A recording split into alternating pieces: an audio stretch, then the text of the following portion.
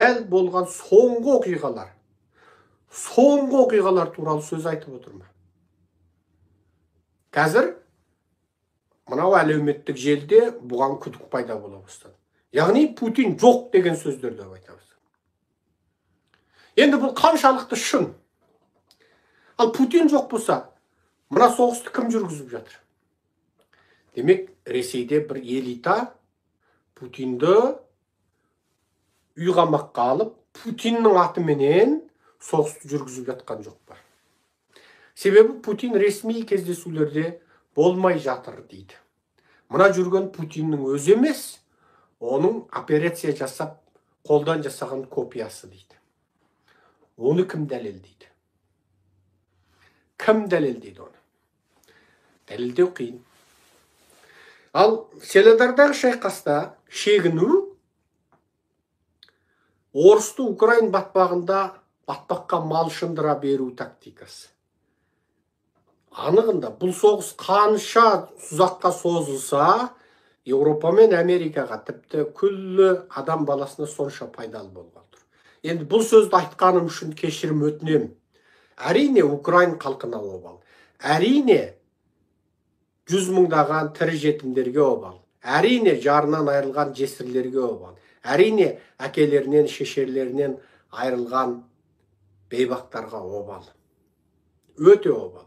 Бірақ бүкіл адамзат үшін Ресейдің әбден әлсірегені, қаржылық мүмкіндігінің әбден таусылғаны керек. Себебі Путиннің қолында өзінің әскеріне беретін ақшасы болғанда, Путиннің қолында әрі мемлекетті айналдырып отыратын қаржылық мүмкіндігі болғанда, бұл жүйе ешқашан тоқтамайды.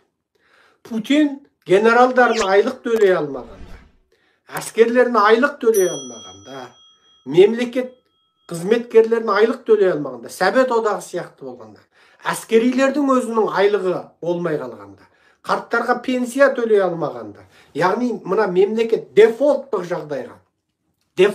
жағдайға ұшырағанда, мемлекет бітті, енді ары қарай мемлекеттік функцияны атқара алмайды. Еш жерде айлық төленбейді, пенсия төленбейді. Доқтырханаларда дәрі жоқ, доқтырларға айлық жоқ. Ауырып барады, доктор айтады, айлығым жоқ дейді, бір емдейтін едім, бірақ дәрі жоқ дейді. Бітті. Осындай сұмдық халге түспейінше Ресей империясының импершілдік, шовинистік, шапқыншылық, басқыншылық пиғылы тоқтамайды. Қарекеті тоқтамайды. Ал енді тағы екінші сұрақ туады. Неге Ресейге бірден шабуылдар бермейді? Зеленский сұраған қанатты зымырандарды беріп, бірден Мәскеу жеріне жаңағы оқ атпайды дейді. Ол керісінше қазіргі орыс халқын барымталап отырған. Яғни 80 миллион орыс халқын барымталап, миларын улап, оларды импершілдікпенен, қампезерлікпен, шовинизммен ауыртып, сол орыс халқының өзін сорлатып, бүкіл дүниеге жек көрінішті қылып, сол орыс халқының өзін жаңағы аш кедей жалаң аш ұстап, орыс халқын от қайдап отырған, мынау Ресейді жаулап болып отырған, Путинді өзек қылған, айналдырған 40-50 билеуші топтың айналасына әбден санасы уланған орыстарды тіпті де топтастыра түседі. Ресей жеріне шабуыл жасалса, онда анау советтік 70 жыл, соңғы Путиндік соңғы 20-30 жылда әбден санасы уланған орыстарды қайтадан жаңағы тырнақша ішінде патриотизммен алдауға, қайтадан жаңағы Ресейді құтқаруға қарай оятып жіберуге орай туылады. Сондықтан Ресей жеріне шабуыл жасау оңай. Украинға 2 ракета берсе жеткілікті, Мәскеудің төбесінен қойғалы тұр. Мәскеу ешқандай кеңістігі қорғалған қала емес. Неге? Ресейдің әуе кеңістік жүйесінің нашар екендігі Сириядағы соғыста дәлелденіп қойды. Сириядағы соғыста Ресейдің әуе кеңістігінен қорғаныс жүйесінің қаншалықты нашар екендігі, анау аталмыш Ескендірдің қаншалықты нашар екендігі, осы заманда қару-жарақ жүйесіне сай емес екендігі дәлелденіп қойды. Сондықтан бұл жерде Ресейге шабуыл жасау оңай, бірақ Ресейді күшейтіп алады. оятып алады. Шовинистердің қайтадан тас түйін болып, қайтадан Екінші дүниежүзілік соғыстағы неміс фашистері сияқты, герман фашизмі сияқты қайтадан жаңағы аш-арық жалаңаш немістерді жинап, фашизммен улап, бүкіл адамзатқа апат тудырған сол құбылыстың қайталануы мүмкін. Сондықтан орысты сол Украин жерінде батпақтан шығармай, бірде жеңіп, бірде жеңіліп ұстап отыру, ол үлкен тактика. Әңгіменің түйіні осында тұр. Әңгіменің түйіні осында тұр. Енді қызық жағдай. Өткендегі лекциямызда айттық. Қытай аяқ астынан түсінен шошып оянғандай болып, сыртқы істер министрін ауыстырды. Бұл Чинган деген бұрын Америкада бас елші болған Қытайдың елшісі, Қытайдың сыртқы істері болып шыға келді.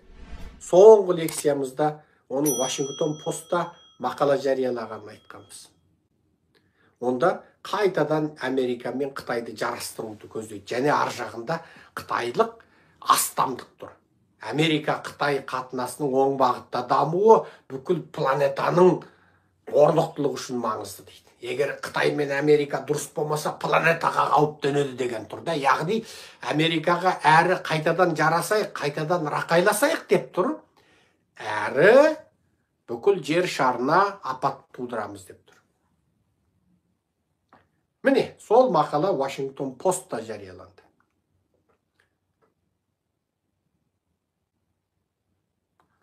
Көрдіңіздер ме? Мен мына жерде тағы бір азаматтарға айтамын. Мен шабытым келгенде 2 сағат, 3 сағат лекция сөйлеймін. Міндет емес менің 2 сағат, 3 сағатымды тыңдау. Мен жиналған ақпараттар, көзқарастар, бәрін ашалап, тарихи, қазіргі бүгінгі саяси әңгімелерді айтып отырып, тарихи, бұрынғы өткен әңгімелерді айтып, мақсатым халыққа ақпарат жеткізу емес. Ақпарат 2-ның бірі жеткізеді. Сайтта ашады, оқиды да, ойбай 20 танкі беріліпті, ойбай 50 зымыран беріпті дейді. Түген жерді алыпты, түген әскері олыпты, түген қирапты дейді. Зеленский бүйтіп айтты, Путин бүйтіп айтты дейді. Ол боқтан оңай.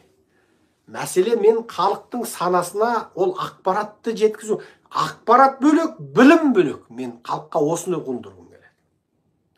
Ақпарат бөлек, білім бөлек. Ақпарат ол бөлек нәрсе. Бірақ білім бөлек нәрсе.